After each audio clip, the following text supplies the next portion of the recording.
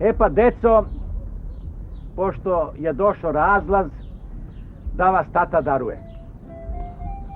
Evo tebi, ćerko, najzad da se skrasiš u životu. Samo, molim te, ne daj onom tvom zlikovcu ništa, potrošit će do dinara. Bule, evo i tebi tata da da. Evo,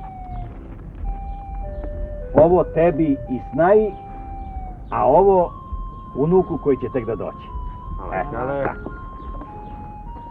Zete, ja i ti da se oprostimo. Evo, imat ćeš ceo mjesec dana da ideš roštilj. Tvoj deo sam dao tvom mužu. Tata, da ti vratim što si me izveo na put.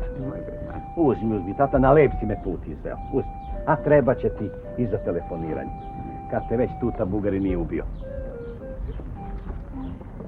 Evo, dete, i tebi, treba će ti, a ako ti ostane neki dinar, kupi kacigu za glavu kad te voze oni oficiri na motociklima, da je sačuvaš. Ćerko, evo tebi za onu mansardu, znam da nećeš da je kupiš, kupit ćeš auto, ali nek ti je sa srećem.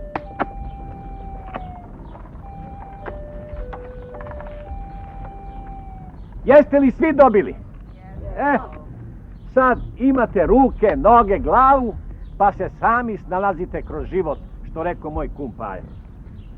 Ilinka, evo ovo ostalo pričuvaj, treba će, a i navratit će on. Izvući ćemo se valjda nekako. Nije nam prvina.